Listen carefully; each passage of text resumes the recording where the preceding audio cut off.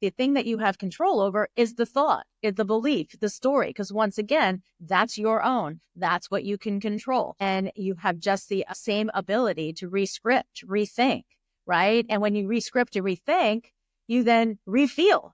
And when you, the new emotion, right? You act, react, and behave in ways that are going to get you the outcome you want in your life. And it sounds like, your retreat is very much the same way that I coach, anybody going through this divorce process. But again, it's a daily practice. It's a ability to do this on yourself on a daily basis. And if you're going through a divorce, you're having so many ruminating thoughts. Put all those thoughts, those stories, those beliefs on paper, because once you get them out, once you put them down on paper, you can evaluate them and say, okay, first of all, is that a fact or a thought? Because people, when they talk to me, they're always talking about thoughts as facts. So true. So true.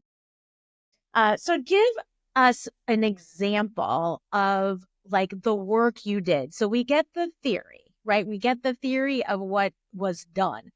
Can you give like an example of a practice that would get you outside of journaling, since I just talked about that, that would get you outside of that to be able to put that event aside? You mind if we go to the deep end of the pool? Yeah, let's do it. Okay. So to me, this was the most powerful practice that I have in my life outside of my meditation practice. And so when I'm coaching folks, the one thing that I say is you probably won't control your life until you control your mind. So you really do need to get a hold of your head. And for most people, prayer and meditation is a really great way to execute that, because they both do the same thing. They both really, really help you and prepare you for life and just make you better in your own skin. And so aside from a meditation practice or a prayer practice, which I think are invaluable to people, the one exercise that we did, Tania, that was probably the most powerful was an inner child exercise. And so let me give you an example. I had a lot of trauma around my relationship with my mom. And, it's really safe to say that my relationship with my mom has impacted every single relationship that I've ever had in my entire life, including the one that I have with my wife of 20 years, right? And so I was in a session and the therapist was like, close your eyes. And so I closed my eyes and she said, okay, I want you to go back to your 9-year-old self, because we had just gotten done kind of hashing out this event that had taken place when I was 9 years old. She said, I want you to go back to just see yourself as a 9-year-old and see yourself sitting in a room. And so I'm visualizing all of this. And she's like, okay, so you're sitting in the room by yourself. In just a moment, you right here, your adult self is going to walk into that room and you're going to go over and you're going to sit next to that little boy and you're going to let him off the hook. You're going to tell him that he did everything that he could have done. It's not his fault. The way that he's operating his life anymore doesn't need to be the way that things are moving forward. And you're just going to give him a pass. You're going to thank him for everything that he's done for you to keep you alive and keep you well, and all of the things that are so true for most people who, have a situation like mine. You're ultimately going to let him off the hook, and you're going to say, the adult's running the show now. So I'm sitting there.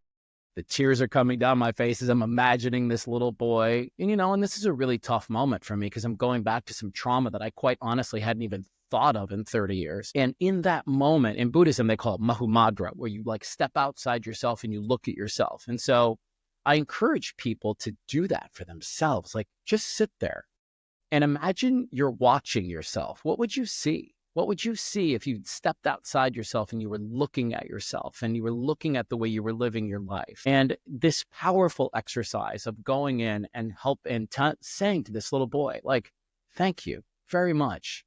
We're so sorry you had to deal with this, but it's not still happening any longer. The event is way back there, but you're still carrying it here in 2024. You're still holding on to it. And tell me why. Tell me, what does that serve? And as well as I do, it serves the story. Because as long as you get to, I don't want to say blame, but as long as you have a reason for your behavior, you might keep doing it. So that was potentially the most powerful exercise I did. And there were a handful of other releases that happened at this retreat. But I believe that example right there of all of us going back in time and going, What was that pivotal moment for me where everything started to look different? Because I'm with you on this. Like, I've always said, one of the reasons that I think I identify with you in your podcast is that I've always said, like, some relationships, they just end. There's no terrible reason for it. It's just two consenting adults that have come to a place where they decide this isn't working any longer. And sometimes it's that simple. Sometimes you've just grown apart. And I think that can happen in relationships with your friends. I think it can happen in relationships with your career. It can definitely happen, obviously, in marriage. And it's a really cool thing to sort of look at that and go, are we still doing this the way we want to be doing it?